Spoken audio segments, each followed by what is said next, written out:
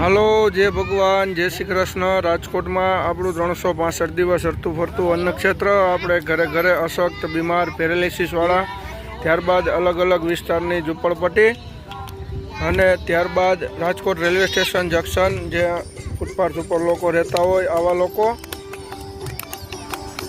તો આજની પ્રસાદીના દાતાશ્રી છે સ્વ દિનેશભાઈ મનસુખભાઈ મકવાણા। એમની 10મી પુણ્યતિથિ નિમિત્તે આપણે અન્નક્ષેત્રમાં પ્રસાદી છે। પ્રસાદીમાં છે કઠોળનું શાક છે, વટાણાનું, રોટલી છે, વઘારેલા ભાત છે,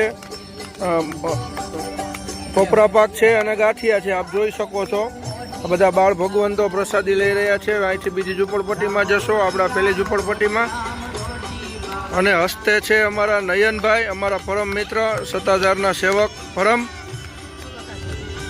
તો મકવાણા પરિવાર, આપનો ખૂબ ખૂબ આભાર। અને દિનેશભાઈના આત્માને ઈશ્વર ખૂબ ખૂબ શાંતિ આપે એવી આ બાળ ભગવંતો વતી અમે ઈશ્વરને પ્રાર્થના કરીએ છીએ।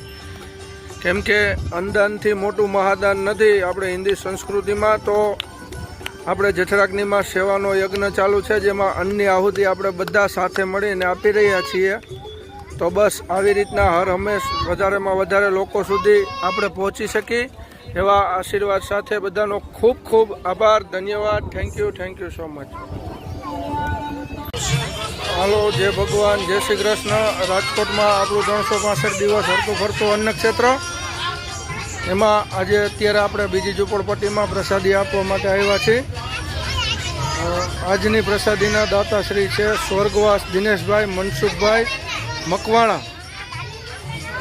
એમની 10મી પુણ્યતિથિ છે। તો 10મી પુણ્યતિથિએ આજે આપણે અન્નક્ષેત્રમાં પ્રસાદી છે। હસ્તે છે અમારા નયનભાઈ મકવાણા, અમારા પરમ મિત્ર અને સત્તાધારના પરમ સેવક એવા અમારા નયનભાઈ।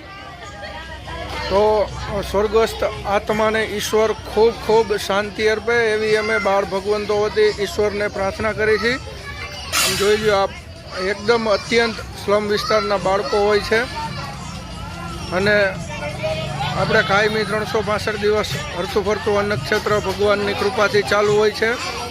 તો આજની પ્રસાદી એમના તરફથી છે, જેમાં પ્રસાદીમાં છે ટોપરા પાક છે, ગાંઠિયા છે, શાક છે કઠોળનું, વઘારેલા ભાત છે અને રોટલી છે। તો નયનભાઈ અને આપનો પરિવાર ખૂબ ખૂબ લાંબુ આયુષ્ય, નિરોગી આયુષ્ય જીવો એવી અમે બાળ ભગવંતો વતી ઈશ્વરને પ્રાર્થના કરી છે। મકવાણા પરિવારનો ખૂબ ખૂબ આભાર, ધન્યવાદ। Thank you so much.